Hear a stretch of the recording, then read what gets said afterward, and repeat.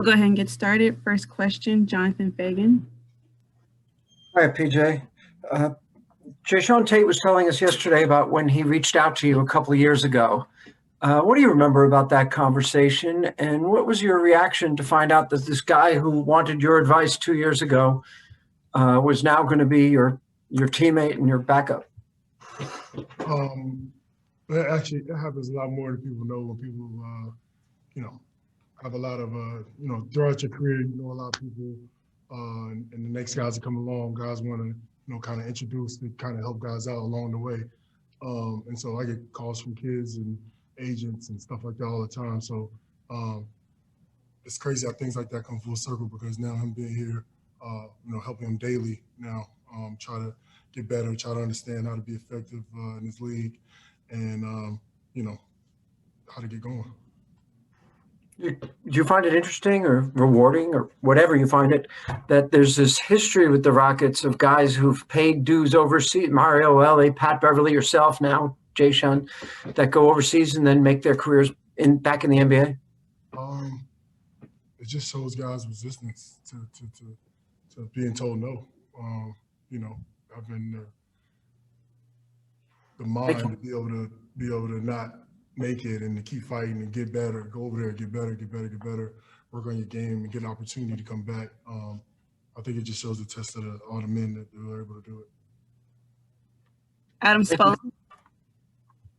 PJ, along those lines, does it mean something to you that you've become in a way a role model for these guys that do have to go overseas to find their way back here? Yeah, I take that. I take that personally. That's something that I wear on my sleeve every single day. I was told I wasn't good enough. I was told that I was an NBA player. So to now come back and years later, made myself what I have. That's something that I definitely do, and that's something that keeps me going forward now.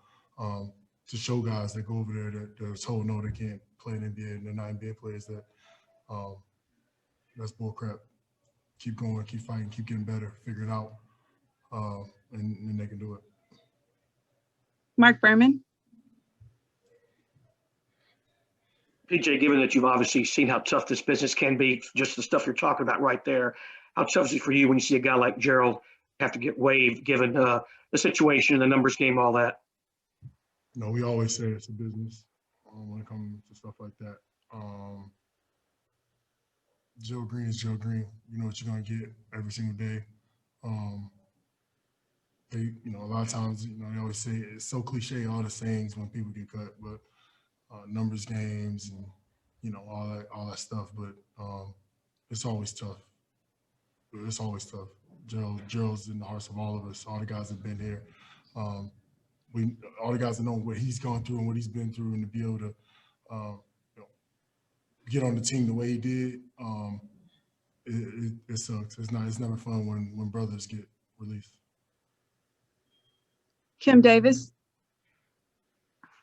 Hey PJ, with the regular season opening on Wednesday, can you just talk about kind of how you're feeling? I want to speak for the team, starting the new season, getting things underway, all just the newness that's happening, and how you feel the team is poised and ready to get started with this new campaign.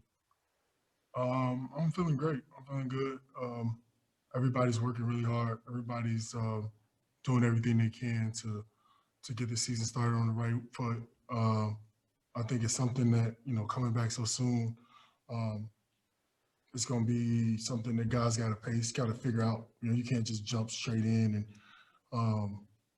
and, just like the season left off. It's a new season, but it's a different kind of season. I think the way the scheduling is and the way that the game's going to come, I think it's something that the team, coaches, staff, just going to have to figure out as the year goes on. But I think guys are doing everything they can to be able to be prepared to start the year. Thank you. Kaylee Griffin. PJ, kind of going off those same lines, this team knows what it can do offensively. Coach and some of the other guys have said that the next few days are going to be really about locking in defensively. You're a defensive guy. How would you assess where this team is in terms of picking up the defensive tendencies that coach is looking for? I think everybody focuses on that. We got a lot of good scorers. We got a lot of good shooters, guys that can finish. We got a lot of guys that can play really good offense, and we always have. But now this year, the way this team's set up, we have a lot of guys that can really guard too. David, Sterling, guys that are real defensive guys coming in now, being able to pick guys up, being able to guard bigs, being able to be tough and physical enough to bang. Coach can really mess with the lineups a lot and do some different things. So, he's been throwing different stuff at us, and we've been picking it up pretty good. So it's something we just continue to work at. Mark Berman.